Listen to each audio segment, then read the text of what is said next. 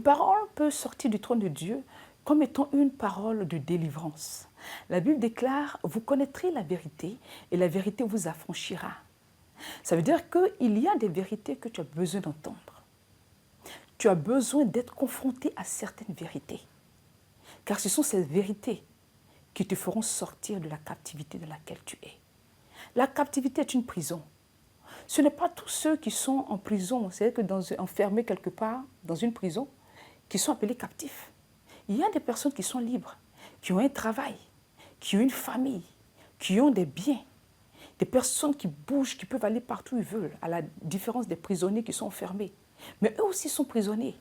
Physiquement, ils sont libres, mais spirituellement, ils sont emprisonnés. Et donc, il y a des vérités qu'ils ont besoin d'entendre pour que le Saint-Esprit leur donne de sortir de la captivité dans laquelle ils sont.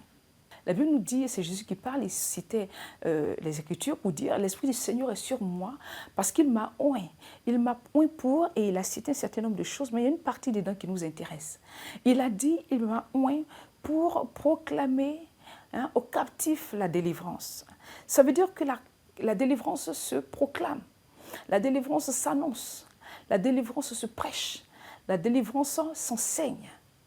Et nous avons remarqué que beaucoup de personnes qui viennent dans les églises, ils viennent voir un serviteur, une servante de Dieu, ils expliquent leurs problèmes, voilà ce que je vis, j'ai besoin de délivrance. Ils sont programmés, séance de prière, les esprits sont identifiés, ils sont chassés à coups de balai. Gloire à Dieu, ils sont libérés. Ou alors ils participent à un temps de prière et l'atmosphère que le Saint-Esprit dégage ce jour-là est insupportable pour les esprits qui sont dans les corps. Donc les esprits se manifestent, ils sont identifiés et ils sont chassés. Gloire à Dieu, la personne est libérée. Mais nous constatons que ces personnes reviennent encore avec les mêmes esprits. 2 fois, 3 fois, 4 fois, 5 fois, 10 fois, prière, délivrance, ils reviennent encore avec les mêmes esprits.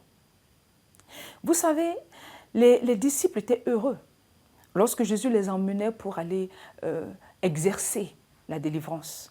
Et ils partaient, ils revenaient rendre compte à Jésus et ils étaient contents, ils disaient que même les démons nous sont soumis et ils manifestaient une joie. Au jour d'aujourd'hui, c'est la même joie que nous manifestons lorsque nous délivrons des personnes. Lorsque nous pratiquons la délivrance et que ces personnes sont à terre, elles traînent, elles vomissent, elles se tordent parce que les esprits refusent de partir, nous commandons et les esprits s'en vont, nous sommes heureux.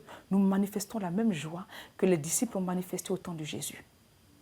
Mais cette joie est-elle une joie profonde quand tu sais que la personne va revenir avec ces mêmes esprits? Je ne suis pas en train de dire que la délivrance ne se pratique pas. Elle se pratique, mais elle s'enseigne, elle se prêche, elle se proclame. Et il y a des vérités que tu as besoin d'entendre pour que cette délivrance à laquelle tu aspires soit enclenchée, elle soit préservée. Même quand tu as reçu une délivrance physiquement parce qu'une délivrance a été pratiquée sur toi, tu puisses conserver aussi cette délivrance-là.